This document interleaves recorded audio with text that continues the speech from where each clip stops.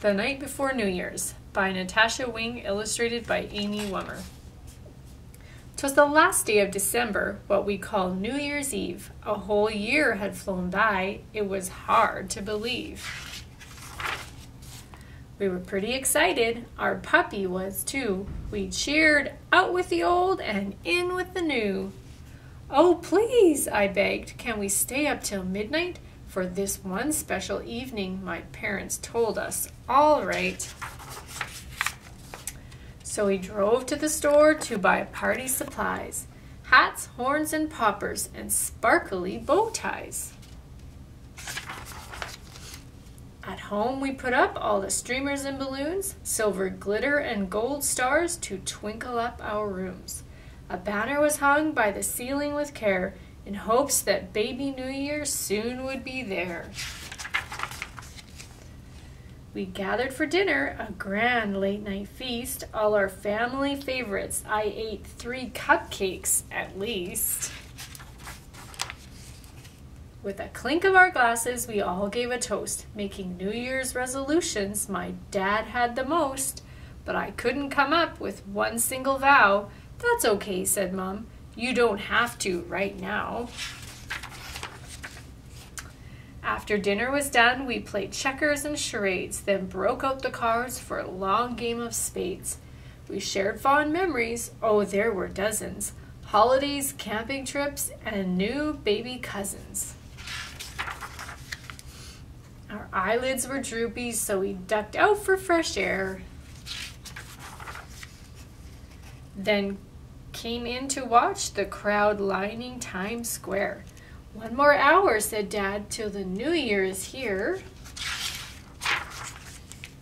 "Put on your hats," said Mom. "Let's practice our cheer." Counting down from 10 without a single mistake, we tooted horns and popped poppers. I was now wide awake. My brother chased our puppy all through the house. Then Mom and Dad noticed it was quiet as a mouse. There was no sound of barking, no little boy chatter, so we sprang from the couch to see what was the matter. When what to our wondering eyes should appear but 2 party poopers. Make that 3 now. Oh dear. So the little brother and the dog fell asleep in the dog bed, and now the big brother's falling asleep as well. While our puppy curled up on my father's lap, my brother and I went upstairs for a 5-minute nap. We both soon were nestled all snug in our beds, while visions of fireworks danced in our heads. The next thing I knew, it was sunny and bright. Rats! We missed ringing in the New Year last night. But that's when I came up with my resolution, I believe. I absolutely will stay up for the next New Year's Eve. So that is the night before New Year's. So our craft is going to be a countdown clock. So it's just a paper plate decorated, and you can move the hands and count down the hours and the minutes until midnight. So we're going to show you how to make that. So I just started with a paper plate, and it's one of the thicker paper plates, the Royal Chinette thicker plates that are a little more sturdy. And I painted the inside and the outside, so you can use your markers or crayons, or you can decorate it however you want if you don't have paint at home. And then my next step is to put the numbers. So you have a couple of options for that. You can use your marker and you can draw your numbers. So the easiest way to do that is to do your 12 and 6 and your 3 and 9, and then fill in your numbers in between. But on this one, I just printed some numbers off of internet. I just Googled clip art numbers, and up came the numbers, and I cut them out. So I'm going to attach those onto my... So I'm going to try to show you how I did my numbers here. So that you get nice even spacing of your numbers. My fingers have glue on them now. So if you do your 12 and your 6 first, and then you do your 3 and your 9 next. Then you're going to have your numbers spaced out nicely instead of your clock looking all squished together. So there's my 9, and there's my 3. So that's what I'm starting with. And then you'll fill it in between. So then you have your 1 and 2.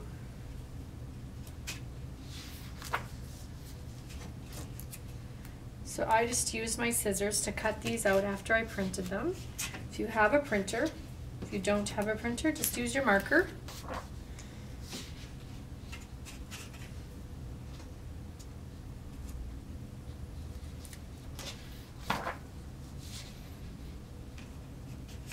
All right, so there's how it's shaping up with the one side of my clock. Now I'll go up the other side, fill in between my 7 and 9 here.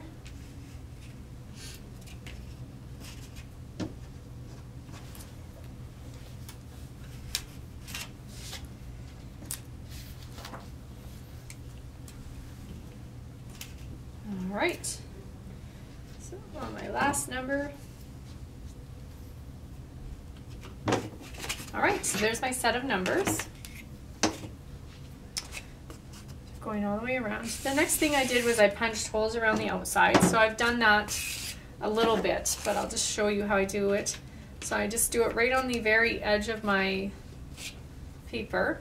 The plates are quite thick, so it's going to be pretty tough. You might need a parent to help you do that. So I'm going to punch all my numbers. And then the next thing I was doing is cutting out my hands for my clock. So I'm using a piece of craft foam. You're going to have to use some cardboard or craft foam that you have.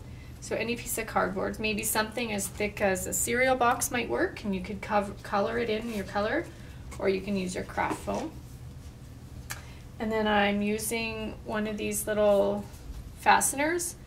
So I used a pen and I pushed a hole through my plate, and now I'm going to line up my numbers on the end. I'm going to push the fastener through there, and then I'm going to push it through my hole, and then at the back you just fold it over. So this is kind of an important piece. You're going to need one of these so that your hands were still going to turn and make your time, so that every hour you can change your clock. So there's that. And then I also decorated the outside of my clock to make it look festive. So I'm taking my pieces of pipe cleaner, and I've taken like one piece of pipe cleaner and cut it in half so that they're not too long.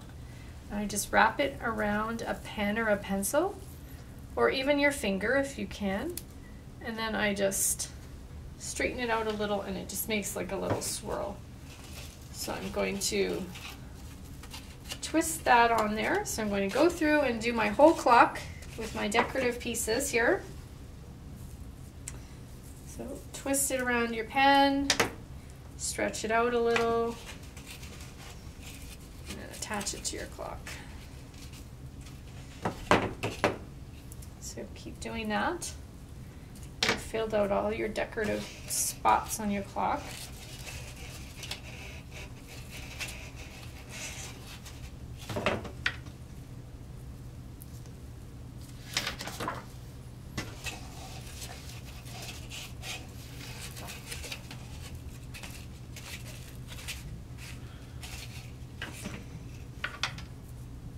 And I'm going to put one more up at the top of my clock. One more silver.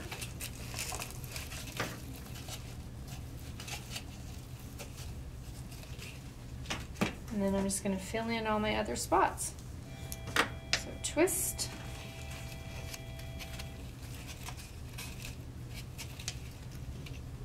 You can see it's starting to look like a crazy New Year's countdown clock.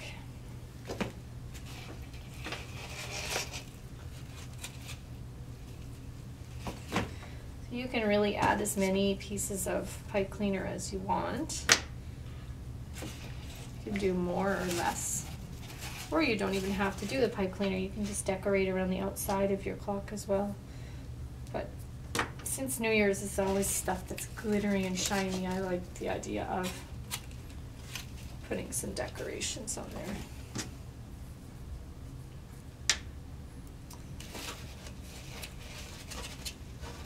Alright, so we just have a couple more.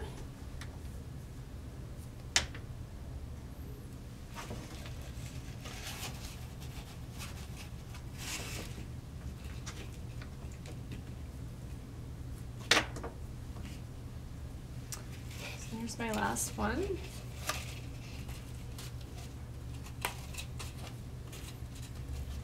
Alright, just going to go through and arrange those how you like them. You can make them tighter or looser. You can twist them up some more. So there we go. And then my last little finishing piece at the top of my clock is the year. So I just used a popsicle stick and I've cut out a star. So I've used shiny craft foam or sparkly craft foam. But if you don't have craft foam, you certainly can use cardboard or paper. So whatever you have at home, you don't have to buy all new supplies for this. And then you can glue or tape. So just for time's sake here, I'm just going to tape my number on here. And you can certainly put some glue on it first and tape it so that it's going to stay nice and tight at your house for your party. So there is our New Year's countdown clock. So you're going to go through and adjust your time. And you just need to make sure your push pin is tight in the back so your hands stay up nice. And then as the time changes, you'll move your hand along until you get to midnight. And then it's going to be New Year's Eve. So there's our countdown New Year's clocks.